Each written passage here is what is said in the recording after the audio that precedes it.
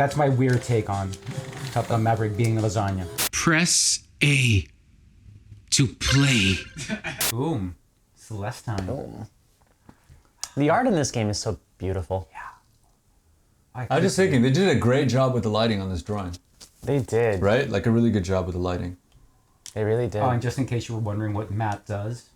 Yeah. If anyone was wondering, that's actually just their business card. They just made it the title screen.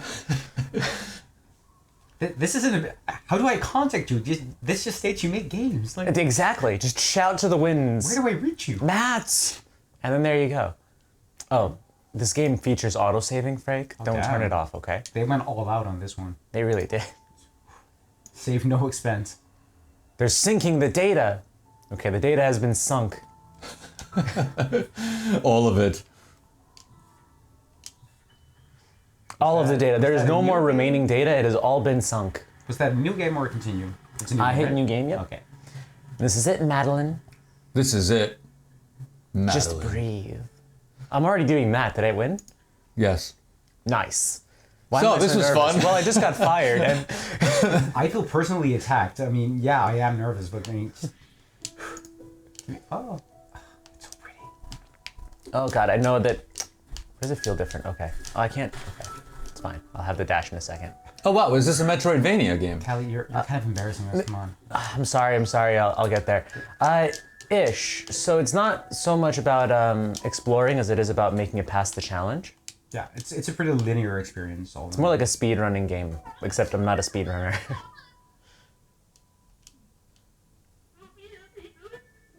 I also like the way they did the voices. Yeah. That's like Animal Crossing and Banjo-Kazooie. It's the Yeah. best. It's the best kind of voice acting, if you ask me. Animal Kazooie is the best way to go. Banjo Crossing.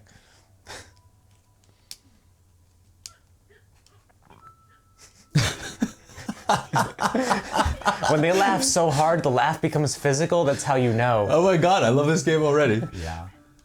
I love the portraits as well. Look at that. Yeah, the portraits are really good, eh? Oh. It is a strange place. It's full of shrooms, I know. Like the weird excitement on their face kind of scares me. Like weird things you wouldn't expect. Like, okay. Yeah, right? This is why I'm like, shrooms. Oh, God. Oh, that's a good intro. I keep forgetting about that. Yeah, it's actually pretty nice, eh?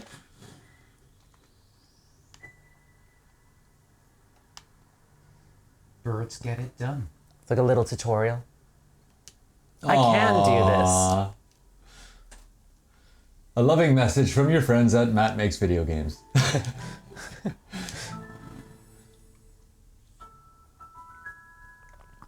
Yes, it's an interesting game actually, because the whole point of the game is to make progress, but you don't lose progress very easily. So even though it's challenging, you always encourage to try again. That is really nice. And yeah, the creator later realized that it was more or less inspired by their feelings about being trans, actually, and their journey in that regard. Okay. So the creator is trans. Yes, so Matt, now I think Maddie now, is trans. Oop. I swear I can do this when I'm not being recorded. Okay. Yeah. Our style here, Kelly. Come on. So yeah, Maddie is trans. They kept the label Matt Makes Games because they made a bunch of games under that label and decided to hang on to it. I'm not gonna lie, Maddie is trans sounds like a really cool name for a studio as well, actually. That's actually, that should be the next one. You know, yeah. Matt Makes Games and Maddie is trans. Yeah. Then Also, the studio MIT. itself will have an evolution. You know. Maddie is trans, MIT Games. Oh, rad. Actually. Yeah. Okay, this does look challenging. Yes, it's a platforming game largely, but yeah, the point is that, and we're only in the very first level, remember? The point is that you're going to lose a bunch, but you always start from the same screen where you just failed, so you're never really lost. You can just kind of keep trying until you succeed. That is pretty rad. It's for me, it's the perfect example of how to create a difficult game. As in, the difficulty is in the mastering of the skill set of the game, and not so much about flooding you with enemies or having you do backtracking or having to redo an entire area. It's just like Right. Yeah. it's really like, about mastering the skills, and that's it. Exactly, right? So there's difficulty in mastering the skills that the game wants you to have. Yeah. And there is difficulty in basically just testing your resilience and making you wait, backtrack. I hate that crap. Right, I exactly. suck at that so much. I rage every Exactly. time it happens. Exactly. So like I would put this in the same sort of sphere as something like Hollow Knight, where you have a series of skills that you need to master in order to beat the game. And that's what the focus is on more than anything. But at the same time, this particular game, you start on the same screen, you just lost that. So there's never a real penalty for not making it the first time. You just got to keep trying. That's it. But that's what I love, because that basically, I mean, that's how I personally would. Obviously, I don't have any developing experience or skills, but if I were to create anything, if the player fails at making a specific jump, you should penalize them for not making that specific jump. And what a lot of games to this day do is, if you just like miss one specific jump, they'll have you redo an entire area, or you'll lose health or like currency in the game, or like there's all these punishments for just failing to do one specific thing. And this game's like, okay, you didn't make the jump, so you can't proceed. Let's go and try and make the jump again. I think that's a way healthier approach when it comes to difficulty. I think it is a good approach, yeah. I mean, like, I do understand that sometimes the penalty for losing is part of the game, but I think it comes down to the way you design the game, right? And this game is clearly not designed for that. It's specifically about the journey. This is the one thing the game is about. It is about this particular journey, and that's it. And I can really appreciate that, right? Like, I think they did a great job of making a game that is, like, this focused and this specific in its challenges, and as opposed to something that might be more complicated, but also less focused. And so like it becomes almost meditative, right? Because you're so focused on learning this one particular set of skills the game is throwing at you, that you're not thinking about anything else, which is really nice. Yeah. You know, so And there's as much no as- downtime. I love that. Yeah, none actually. You would really love that. I love it so much. I wanna see if I can get that strawberry. Like there's a handful of games that are so good at it. Like Meat Boy has that as well, Super Meat Boy. I also love Tetris Effect as a game, where it can get really difficult, but yeah. I want to play this Tetris Effect thing. So good. We saw it during that showcase, and man, it just looked so good. Yeah. So pretty. How do you even get there? Right, like I have to imagine you have to just time a dash just right. So is there any lore explanation for the fact that the character keeps respawning? Celeste is a weird mountain. Uh-huh. Oh, is that what it is? You're gonna see things you're not ready for, and Yeah. Matt makes games, Andrew. I see. Maddie is trans, that's the explanation. Which actually is the explanation to some degree, but it's a whole other thing.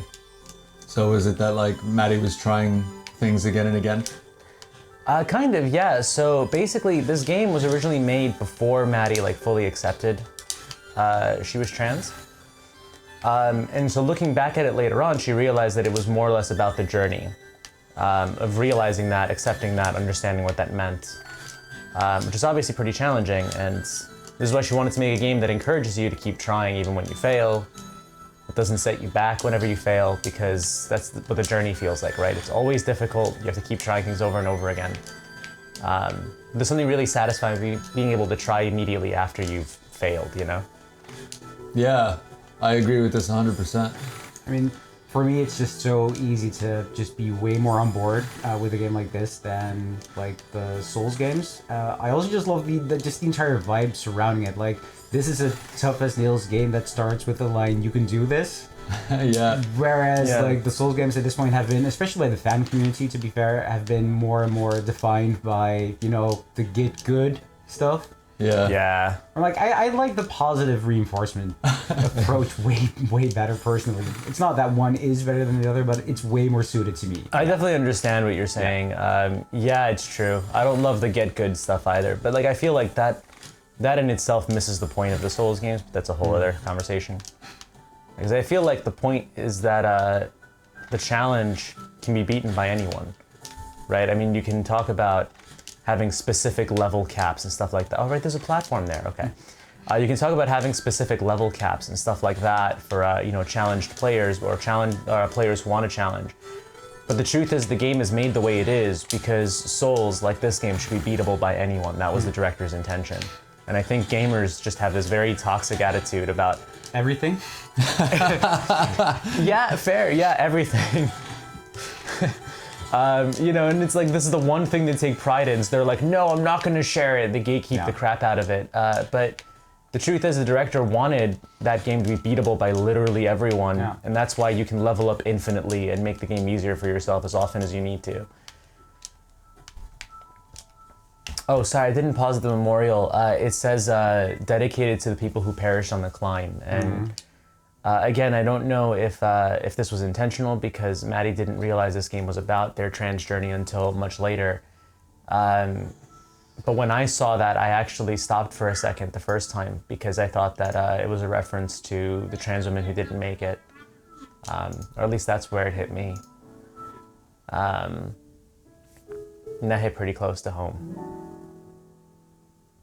But yeah, it's a very, very chill game. And the character is canonically trans. I don't think it's stated in the main game, but it is stated in the DLC. And there's a trans flag in the bedroom, the ending sequence, I think? That's Post it, credits, right? Yeah. Truth. That's pretty rad. I also like this about the game, right? So the strawberries are there to challenge you if you would like to go after them, but there is no actual gameplay requirement to. Right? Like at no point do you actually need to go after them. What is going on there? Okay. I think we're going to have to turn it off and turn it on again. It's bugged, obviously. Yeah, look at the stars in the background too. Isn't that wild? Oh, it's such a good looking game though. The art direction on this, I absolutely love it. Yeah. Soundtrack as well. Really good. I mean, genuinely though, eh? What's down there? Oh, it's shiny. I think you can eventually fly through these, but we can't yet.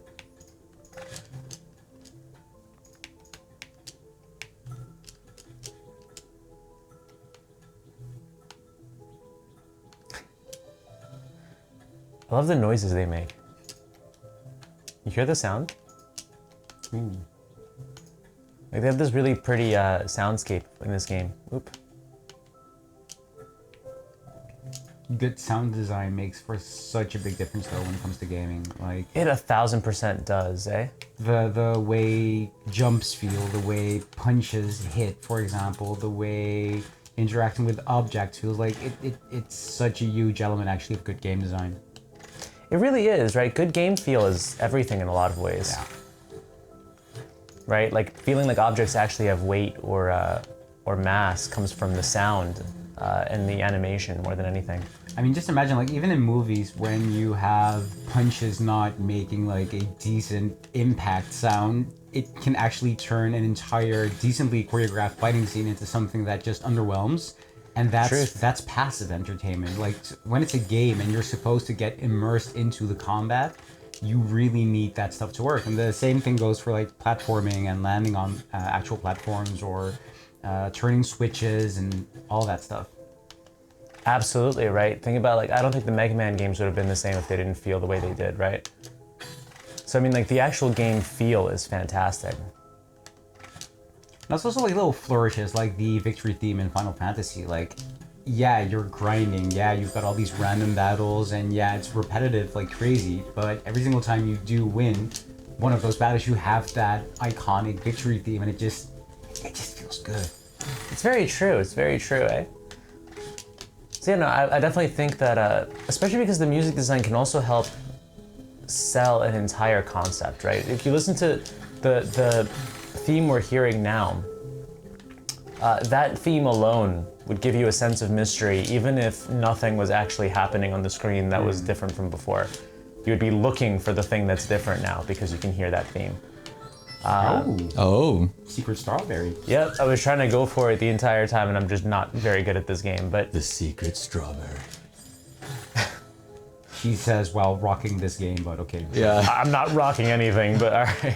Guys, I suck at this. Bonus 10,000 points. Here's another strawberry. Oh my god. Hey. Hey. Oh, is that evil Maddie? Anti-Maddie. So I like to think of it as a representation of dysphoria. It's not what Maddie? It's what Maddie. Exactly. She's got a mustache. You know, and she's what Maddie. Oh, you hear the music change? Yeah. What is going on here? Oh. Okay.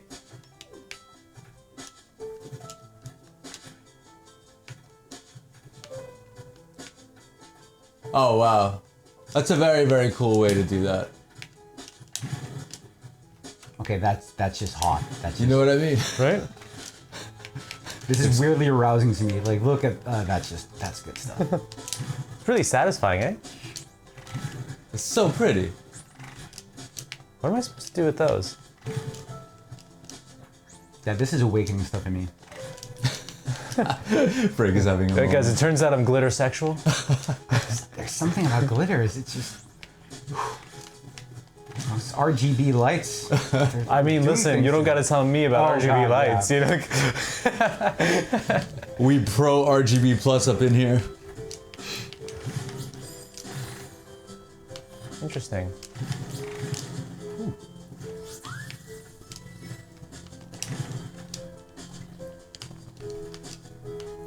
I'm just now thinking that if you were to have like a scarecrow and you would call it berry, you could call it strawberry.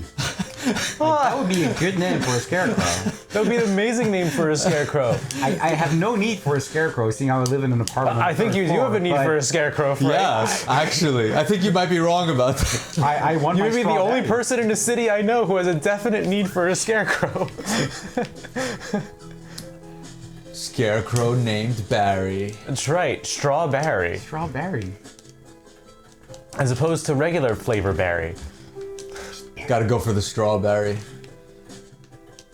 Actually, I love that in the movie Kiss Kiss Bang Bang, you have this character called Gay Perry, who's amazingly played by Val Kilmer. Really? Yeah. Does he pull it off? Oh yeah. He's such a cool character as well. Like, Robert Downey Jr. kind of sort of made his comeback with that movie, and he's just like a bumbling this? idiot. And then you have Val Kilmer as Gay Perry, who's like the coolest, down-to-earth, slick mother effer you will ever encounter. He's like just so cool in that film. Like, you cannot watch that film and not want to be him. Fair enough.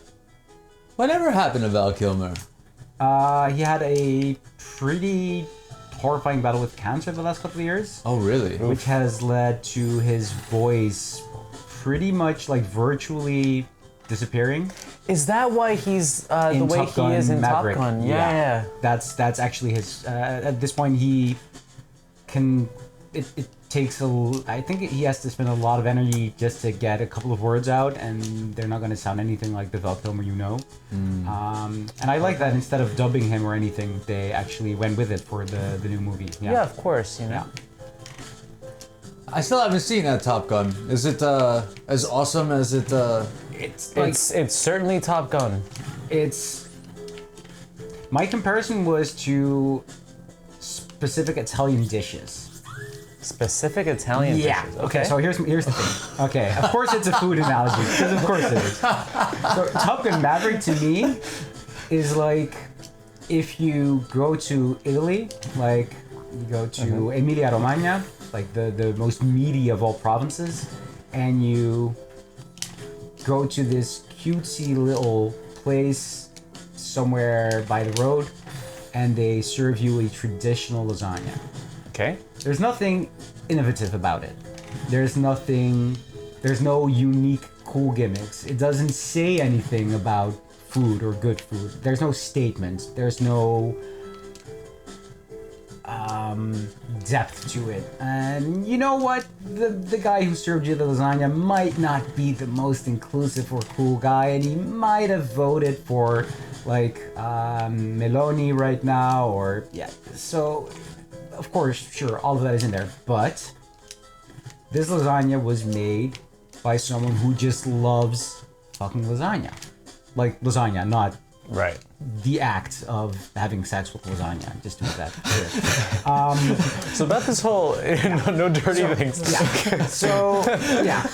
So this person, like, and the thing is, like I said, it's not this unique, amazing, innovative, creative lasagna, but the tomatoes are perfect, and the lasagna leaves are amazing, and the cheese is great. Like every single ingredient was made by someone who cares about quality. They don't care about making a statement, but they do care about the quality of the ingredients. That's what Top Gun Maverick to me feels like, because it's not a movie that has anything interesting or cool or new to say, and it doesn't want to change filmmaking. It doesn't want to add anything new, even, I'd say, to filmmaking. Truth. But it does love the sort of classic art of filmmaking, of having actual physical cameras and actual physical locations and doing your damn best to get amazing shots out of it. And that's something that, just like with the lasagna, like a lot of stuff these days is processed and shitty and cheap. So even though it's just a classic traditional standard lasagna, it's still gonna feel amazing if you have that specific one down by the road over at the cute little place. And that's what I think is good about Top Gun Maverick. If it was released like 30 or 40 years ago, it wouldn't have been as impressive because there were more movies like that around. But these days, big budget movies are all about CGI and green screen, which I understand. It's not like a old man yelling at clouds kind of a thing. I get that the movie industry has changed, but it does make Top Gun Maverick feel fresh in a weird way because it's so traditional, actually. That's my weird take on Top Gun Maverick being a lasagna. I dig it. It feels a lot like the Mission Impossible movies were also kind of lasagna-ish, right? Because it was about okay, we need to somehow get a camera on the side of a plane while somebody is walking on it. No shortcuts, no cheating. Yeah, you guys know that, like, from now on I'm going to use this analogy, right? So this movie was lasagna. It was so lasagna. It was so lasagna. How good was this movie? It was lasagna, you know? But that's exactly what I was hoping for. I was just hoping for crazy shots with like insane moves in airplane. Like, you know, the Tom Cruise thing where you don't really quite know what the plot is, but you just saw him jump out of a thing, and That's why you're watching. yeah. And like that's why I brought up the whole Meloni thing and everything, or Berlusconi, for example, because like, yeah, the chef who just gave you an amazing traditional lasagna might be kind of a conservative creep, and you're not going to praise the lasagna for, you know, being an amazing statement about the current state of affairs in Italy. And the same applies to, like, Top Gun Maverick is just pure, you know, good old-fashioned propaganda. It really is. It's really just a horrifying piece of military propaganda, but it looks so good. It just looks really good. Airplanes, things exploding. Like that opening scene where the plane flies like over the camera, and the roof just flies off, and you can just, did you watch it in the theater? No, I watched it at home. Like in the theater, you could feel the entire room shake because of the bass in that scene. Fair enough. So I will say, not to put a stop to the Top Gun lasagna talk, but so this is part of the reason why I interpret this character as a symbol of dysphoria, and I think a lot of people do as well. The whole point is that she's part of Maddie, but Maddie has a difficult time accepting that, right? And so you have this interesting conversation between them. I see what you mean. I mean, a lot of times we know things about ourselves or our environment or our past or our relations without really knowing. That wouldn't surprise me about Maddie as well. I mean, that's the thing, right? Is that, like, you know, being trans is it affects your whole life, right? So even when you don't know, you feel something, you just don't know what it is. So it is kind of interesting, actually. I don't like this part of Maddie. No one likes this particular part of Maddie at this particular point, I think. This is also another reason why this character is a bit of a representation of dysphoria, right? There's always a voice in your head telling you have no idea what you're doing. The fuck are you doing, you know? At least I experienced that, and I think a lot of the other trans women I've spoken to have experienced that as well. Damn, that's a good burn. Yeah. Good burn right there. And that's the fear, right? What if the fear is realistic? Oh, pragmatic, diplomatic. It's the people who claim they're realistic about things, or yeah. I love this, by the way. You notice how she broke the hair. frame? Yeah. Her portrait really good. broke the frame. Oh god. Oh god. Oh.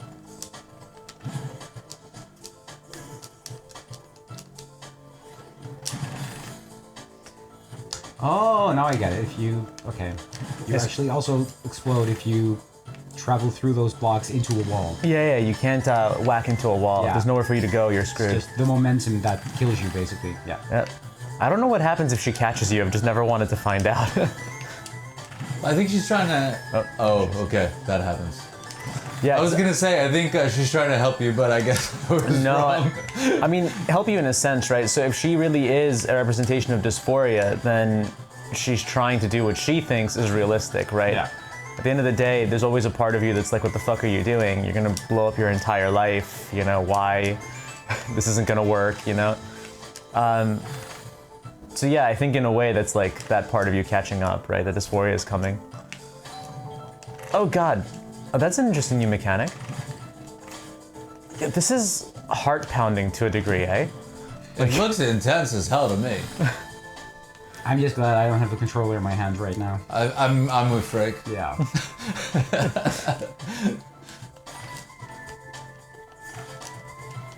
I think this might be the point where I stopped playing the game originally. That would make sense, actually. This is a pretty intense part, eh?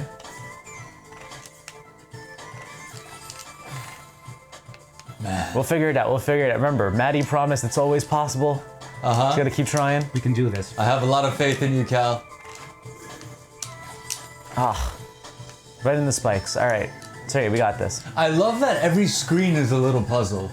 It reminds me of what it is that I really liked about like old school Legend of Zelda and like maybe even old school Castlevania, Ooh, yeah. where it was about figuring out like, okay, like how do I get through the screen? The screen is the puzzle. Yeah, I heard recently the term traversal puzzle, which I think is a good description of this game, right? It's a puzzle regarding how exactly to make your way around the game itself. It's just an interesting way to do it, right? I also kind of like that I'm realizing that anti-Maddie, Maddie over there, is literally just following my path so I can sort of control it to a degree. Yeah. I'm actually just playing Snake after all that. But it's kind of interesting, right? Because now, as a result, I kind of know what to do to avoid her. And like, I really kind of enjoy the fact that you can retry right away, and you're not slowing down at all, but it does feel challenging, because that to me does feel a little bit like my experience, right? You keep screwing things up, but you kind of have to keep trying until you figure out how to get them right.